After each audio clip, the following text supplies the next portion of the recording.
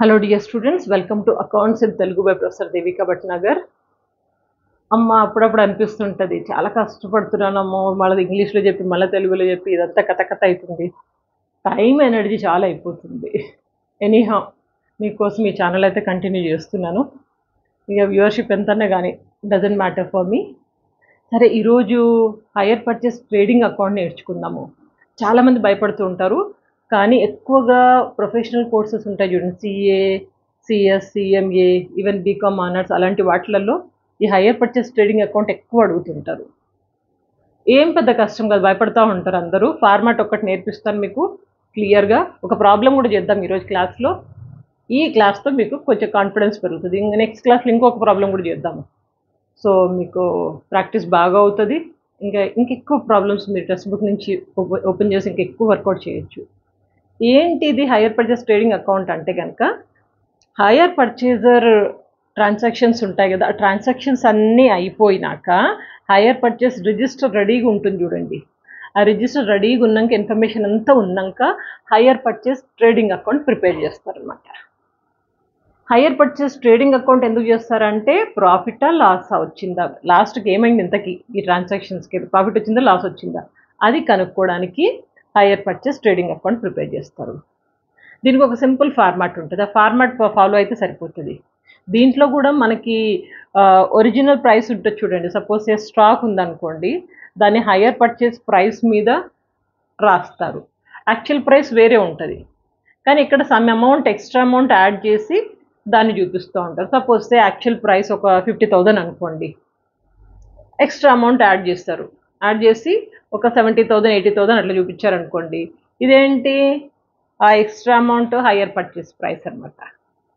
మనము కన్సైన్మెంట్లో చేసాం చూడండి ఇన్వాయిస్ ప్రైస్ అనేది, అట్లనే ఇక్కడ కూడా అంతే. ఇక్కడ ఏంటంటే ఎక్స్ట్రా ప్రైస్ మనీ, దాని ఇన్వాయిస్ ప్రైస్ అంటాము. ఇన్వాయిస్ ప్రైస్ లేదు, అక్కడ ఇన్వాయిస్ ప్రైస్ అనేవాళ్ళము, ఇక్కడేమో హైయర్ పర్చేస్ ప్రైస్ అంటాము.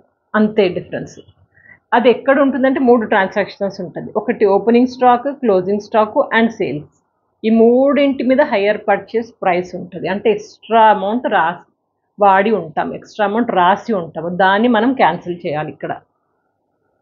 సరే, ఏం కన్ఫ్యూజ్ అవ్వక్కర్లేదు, ముందు ఫార్మాట్ చెప్తాను చూడండి. హైయర్ పర్చేస్ ట్రేడింగ్ అకౌంట్ ఇక్కడ ముఖ్యంగా గుర్తుపెట్టుకోవాల్సింది నేను ఈజీగా నేర్పిస్తాను. ఒకటి ఓపెనింగ్ స్టాక్. ఓపెనింగ్ స్టాక్ని టు బ్యాలెన్స్ బ్రాడ్ డౌన్ అంటాము. ఇక్కడ ఓపెనింగ్ స్టాక్లో మనకి స్టాక్ ఒకటి ఇస్తాడు, hire purchase stock and hire purchase debtor, ఈ రెండు ఉంటాయి. ఓపెనింగ్ ఒకటి కంపల్సరీ, ఇది ఎప్పుడు ఉంటుంది. దీంట్లో మీకు హైయర్ పర్చేస్ స్టాక్ అంటే opening stock, hire purchase debtors at the beginning of the year మొదట్లో, ఈ రెండు ఉంటాయి. ఇదే మనకి క్లోజింగ్లో కూడా ఉంటుంది. By balance carry down, to balance brought down on opening stock and opening debtors వేసాం కదా, ఇక్కడ by balance carry down, closing stock, closing debtors, ఇది ఒకటి. రెండు వచ్చేసినాయా? ఈ రెండింటి తర్వాత మీరు గుర్తుపెట్టుకోవాల్సింది సేల్స్. సేల్స్ ఎప్పుడైనా డెబిట్ సైడ్లోనే ఉంటాయి. Goods sold on hire purchase price, goods sold on hire purchase price, sales. ఇది రెండో ట్రాన్సాక్షన్ వచ్చిందా? ఇంకా డెబిట్ సైడ్న ఇంకొక 2 ట్రాన్సాక్షన్స్ ఉంటాయి. ఏంటవి అంటే, లాస్ ఆన్ గూడ్స్ రీపోజెస్డ్. గూడ్స్ రీపోజెషన్ చేసుకుంటాడు కదా, తీసుకుపోతాడు కదా, తీసుకుపోయినప్పుడు దాంట్లో లాస్ వస్తే డెబిట్ సైడ్లో రాసుకుంటాం. ఒకవేళ వస్తే ఇస్తే, లేకపోతే లేదు, మోస్ట్ ఆఫ్ ద టైం మీకు కనపడదు ఇది. So anyhow, loss on goods repossessed. ఇంకా గూడ్స్ రీపోజెషన్ చేసుకున్నాక కొన్ని ఖర్చులు పడతాడు కదా వెండర్, ఆ ఖర్చులు ఏమన్నా ఉంటాయి కనుక టు బ్యాంక్ అనేసి ఎక్స్పెన్సెస్గా రాసుకుంటాము. అర్థమైందా? ఈ రెండు, లాస్ లేదా ఎక్స్పెన్సెస్, ఈ రెండు మనకి డెబిట్ సైడ్లో వస్తాయి. జనరల్గా ఈ రెండు మనకి ఎక్కువ కనపడవు. మీరు గుర్తుపెట్టుకోవాల్సింది opening stock and goods sold on hire purchase price. ఇక క్రెడిట్ సైడ్లోకి వస్తే మనకి డెటార్ ఏదో ఒక అమౌంట్ ఇస్తూ ఉంటాడు కదా, కొంత అమౌంట్ ఇస్తాడు. ఇచ్చినప్పుడు బై బ్యాంక్ అంటాము, మనకు వస్తుంది కదా, వచ్చినప్పుడు bank account debtor to hire purchase trading account అంటాం వచ్చినప్పుడు. సో ఇది received from hire purchase debtors, ఎంత వస్తే అంత మనం క్రెడిట్ సైడ్లో రాసుకుంటాం. అట్లాగే ఇన్స్టాల్మెంట్ డ్యూ, ఇన్స్టాల్మెంట్ ఏదైతే డ్యూ ఉందో, పే చేయాలో, దాన్ని ఇక్కడ రాసుకుంటాము. అట్లాగే ఇంకా గూడ్స్ రీపోజెషన్ తీసుకుంటాడు కదా గూడ్స్ని, ఎంత తీసుకున్నాడు, ఎంత అమౌంట్, అది కూడా ఇక్కడ రాసుకుంటాము. ఈ 3 గుర్తుపెట్టుకోండి. Amount received from debtor, instalment due, goods repossessed, ఈ 3 అమౌంట్స్ వస్తాయి. ఇంపార్టెంట్ ఇవి మన క్రెడిట్ సైడ్ గుర్తుపెట్టుకోవాల్సింది ఈ 3.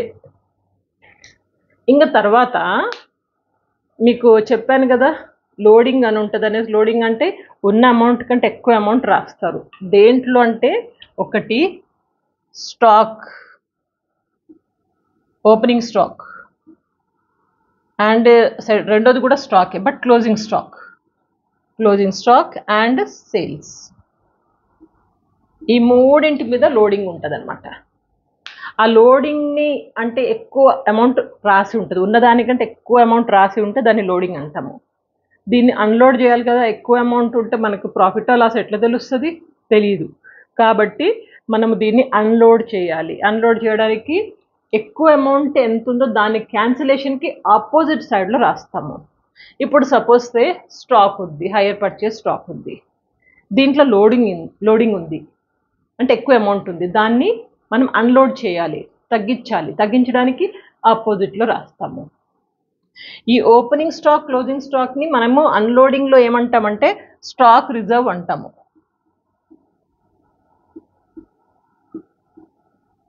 స్టాక్ రిజర్వ్ అని రాస్తాము.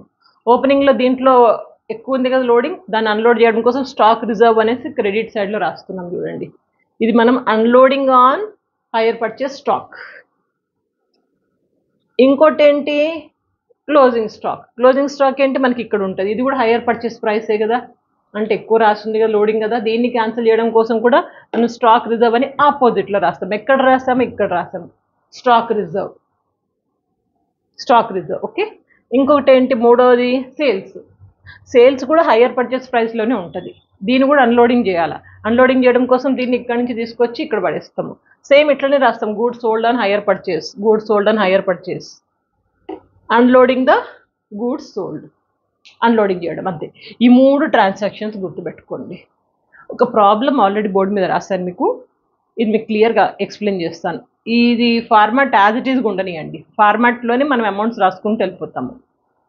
చూడండి, ఫస్ట్ ఏమంటున్నాడు? A sells goods on hire purchase basis at a profit of 60% on cost. Profit ఎంత అంట? 60% వేసుకున్నాడంట. ఒరిజినల్ అమౌంట్ ఎంత ఉంటే దానికి 60% యాడ్ చేసుకున్నాడు. దీన్ని మనం అన్లోడ్ చేయాలి. ఎక్కడెక్కడ ఉంటుంది? ఇప్పుడే చెప్పాను, opening stock, closing stock, sales, ఈ 3 మీద 60% ఉంటుంది. అన్లోడ్ చేయడానికి ఎంత అమౌంట్ ఉందో ఆ అమౌంట్ ఇంటూ 60/160 వేస్తే మనకు అన్లోడింగ్ అయిపోతుంది, ఎంత ఎక్కువ యాడ్ అయిందో. ఓకేనా? సరే, ఇప్పుడు చూడండి, stock in customers hands at selling price 1620. ఇదేంటి? January 1st stock in customer hands at selling price అంటే ఓపెనింగ్ స్టాక్ ఇక్కడ వేసేసుకున్నాం 1620. ఓకేనా? నెక్స్ట్ ఇది అయిపోయింది. నెక్స్ట్ చూడండి, sale of goods on hire purchase during the year at selling price. Sale of goods అంటే goods sold on hire purchase ఎంత? 6534. ఇది వేసేసుకున్నాము. మనకి ఓపెనింగ్ స్టాకే ఇచ్చాడు, డెటార్స్ ఇవ్వలే కదా, అందుకని ఇక్కడ నేను నీళ్ళని పెట్టాను, మనకు డెటార్స్ లేదు. అట్లాగే గూడ్స్ రీపోజెస్డ్ వాల్యూడ్ ఎట్ 250.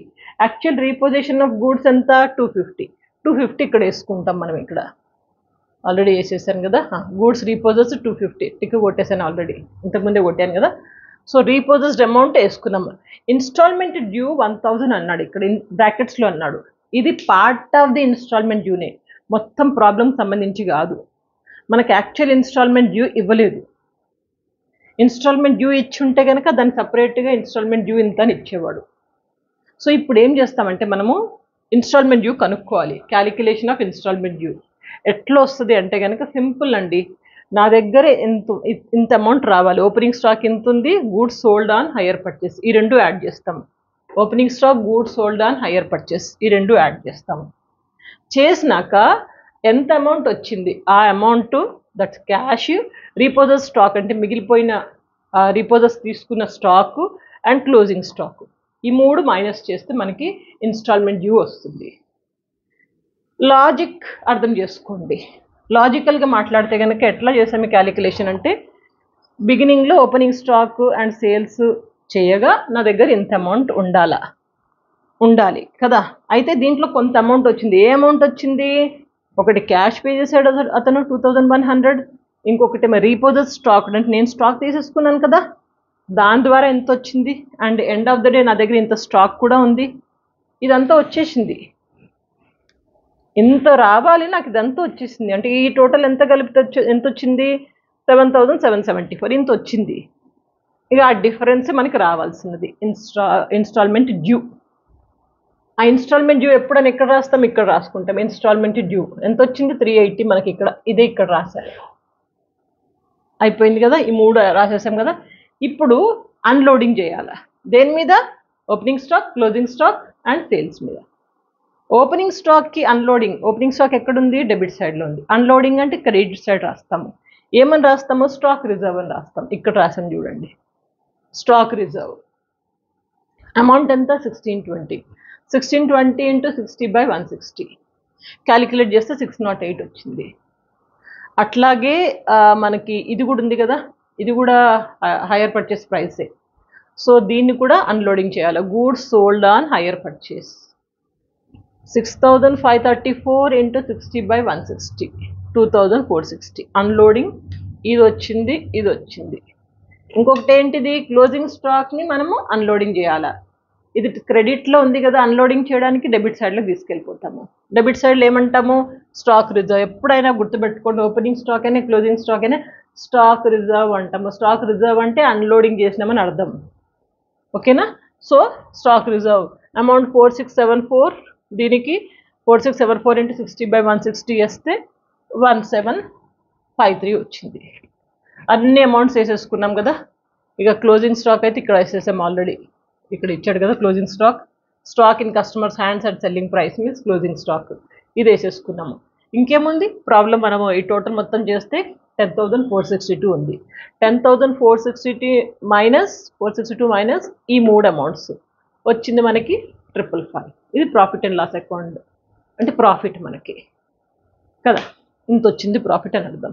క్లియరే కదా, ప్రాబ్లం ఏం కష్టం కాదు. ఈ ప్రాబ్లం అర్థమైతే, అంటే బేసిక్గా మీకు ఫార్మాట్ అర్థమయ్యి ఈ పోస్టింగ్ ఎట్లా చేస్తున్నామని అర్థం చేసుకుంటే ప్రాబ్లం చాలా ఈజీ. స్క్రీన్ షాట్ తీసుకొని మళ్ళీ ఒకసారి నేను క్లియర్గా ఎక్స్ప్లెయిన్ చేస్తాను.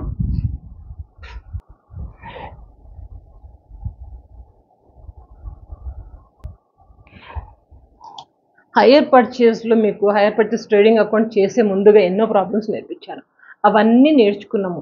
ఇంకా లాస్ట్లోకి వచ్చేసరికి హైయర్ పర్చేస్ ట్రేడింగ్ అకౌంట్ అంటే భయపడిపోయి దీన్ని వదిలేకండి, ఎందుకంటే ఎగ్జామినేషన్ పాయింట్ ఆఫ్ వ్యూ చాలా ఇంపార్టెంట్. ఇది ఫార్మాట్ ఒక్కటే గుర్తుపెట్టుకోండి. ఇది ఇచ్చాడు ఇక్కడ వేసుకుంటాను, ఇది ఇచ్చాడు ఇక్కడ వేసుకుంటాను.